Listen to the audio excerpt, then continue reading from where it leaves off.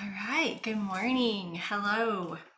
So it's day 27 in our 30-day journey, wrapping up this 30 days. And just real quick, I wanted to just take a note to say tomorrow I'm going to talk about all the pros and cons of this 30-day journey, why I decided to do these lives every day for the last 30 days. And so you might want to check that out tomorrow.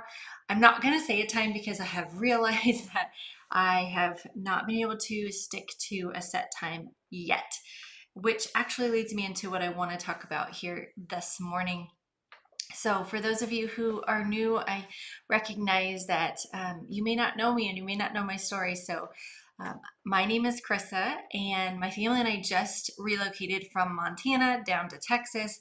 We've been just documenting or sharing our journey over the last 30 days. The first couple of weeks packing up and saying goodbye and wrapping up everything in Montana, and then the first 2 weeks here in Texas. So, um, just amazing things have been happening, and it's been wild. So much has happened. In fact, last week was my birthday, then our anniversary, all with that, unpacking boxes and managing the emotions of a move and saying goodbye and just new places. So before I forget, I just want to shout out to my mom. Thank you so much for my shirt. This is one of my birthday presents.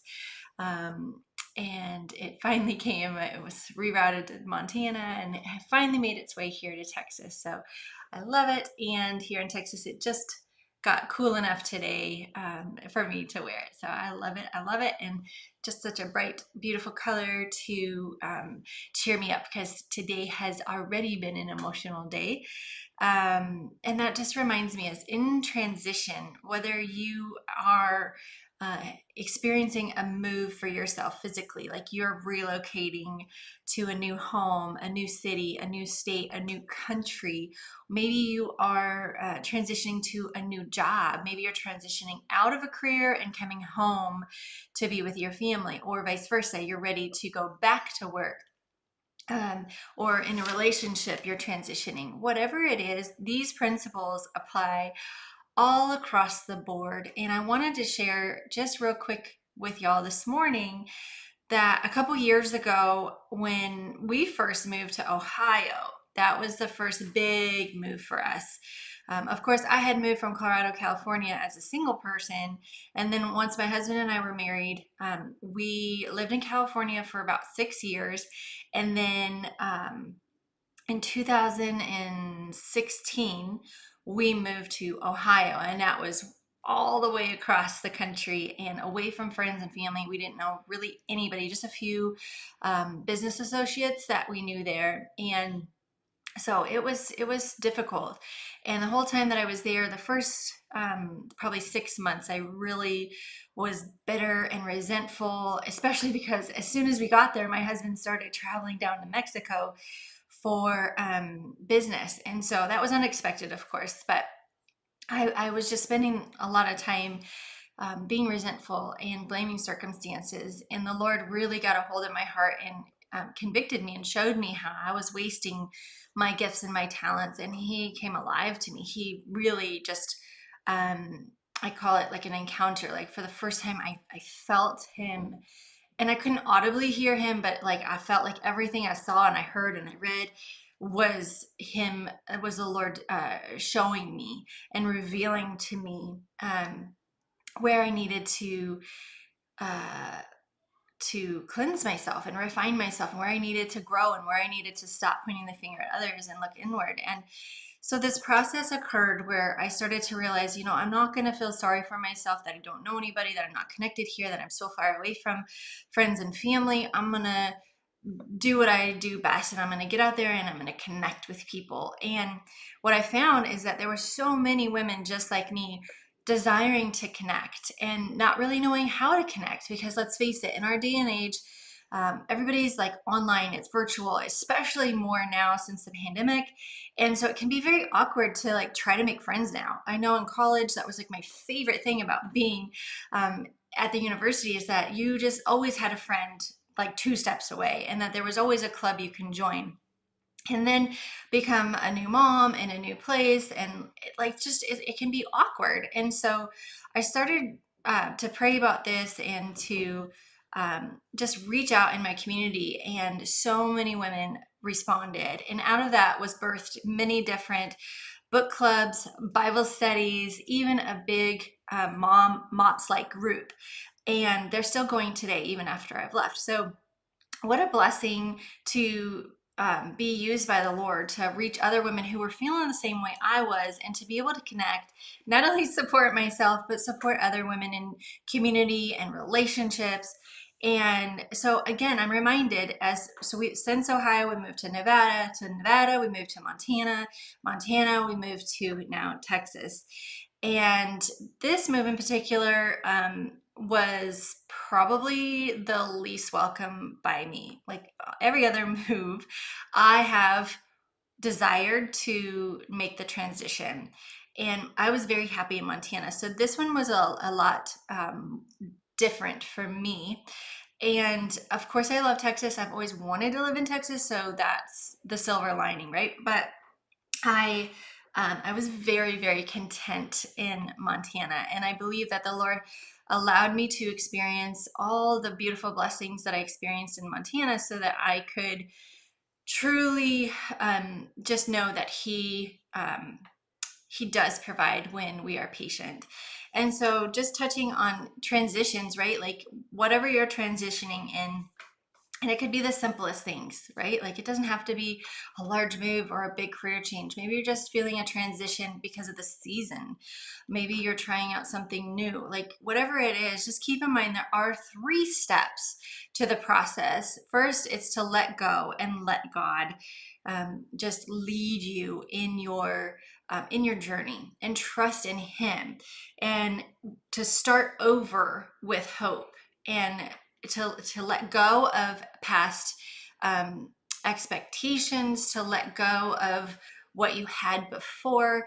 For me, to let go of the all the beautiful things that I had in Montana, as far as our homeschool community, my dear friends, our family friends, just everything that it's hard, right? And I don't want to get emotional, but it's important to let go of those things so that the Lord can now reveal to us, or to me, what He has planned for me here in this place in Texas. And if I'm constantly going back and wishing I was there, and holding on to those things, I'm not making space for the things that the Lord has for me here, the friends that He has for me here, the community and homeschool, whatever it is. Like I'm not making space for what is here in the present moment if I'm always looking back. Okay, so again, that applies in every area of life. Starting over with hope, like just trusting that the Lord does have a plan. He is with you. And even in the hardest times, He is carrying you. And then just moving forward with faith, keeping that faith that, that He will provide, and keeping the focus off self. So getting out there and serving, finding a need that you can serve in the community is a great way to get involved. And all the times that I am sharing what I'm learning, and some of these tips and tricks, like these are things that I need more than anything. So sometimes it's easy to tell other people what to do and to give advice, but I share these things because these are things that I need to do, and that are good for me, and I'm reminding myself even. And then as part of these lives, that's doing these lives is for accountability, right? So with that being said, just gonna wrap it up. So the transitions, there's a three-step process: to let go and let God, to move, start over with hope, and to move forward with faith. And if you would like to know more about a ministry that actually supported me. So when I was in Ohio and I was going through all this, I felt the Lord really tug at my heart, and I felt like there should be something to support women like me who move a lot, maybe, to in these transitions. And the Lord revealed to me through some connections. I started talking to different women. I can't even remember how I got to this information, but I was talking to different women in the community, and I was sharing like what I had experienced and how I wanted to support other women like me who move and how to get connected.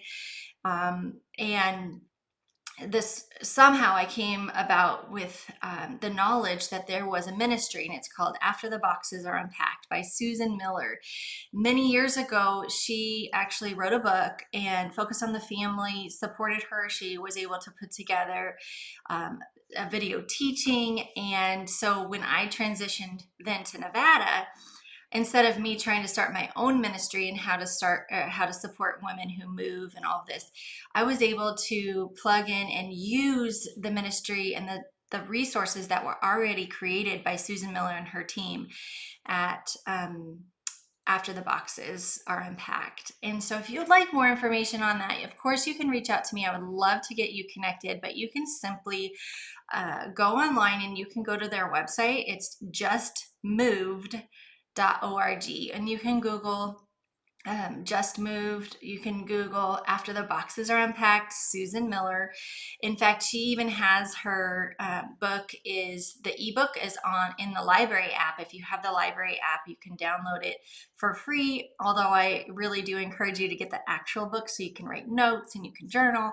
I always like to have those kinds of books in hand. So, but I just pray that this has been an encouragement to you and whatever you're going through. And if you're in a transition, or if there's anything I can pray with you and for you, however I can serve and support you, please don't hesitate to reach out and let me know. And of course, we're in day 27 of 30.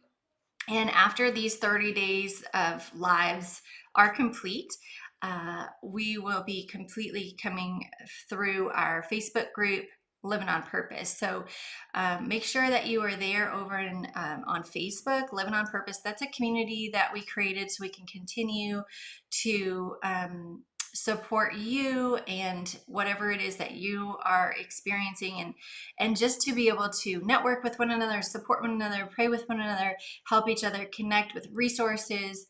And as always, I just hope that this is an encouragement to you so that you can get out there and support and serve the people that God has called you to serve. So that's it for today. I'm going to run off to the chiropractor because still dealing with this rib issue. So I always appreciate your prayers. It's been an emotional couple of I would say it's been emotional. Let's just say that.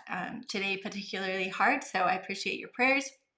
And I just pray that the Lord would reveal to us new friends and new communities. So I love you, and God willing, I'll see you again next time. Have a good day.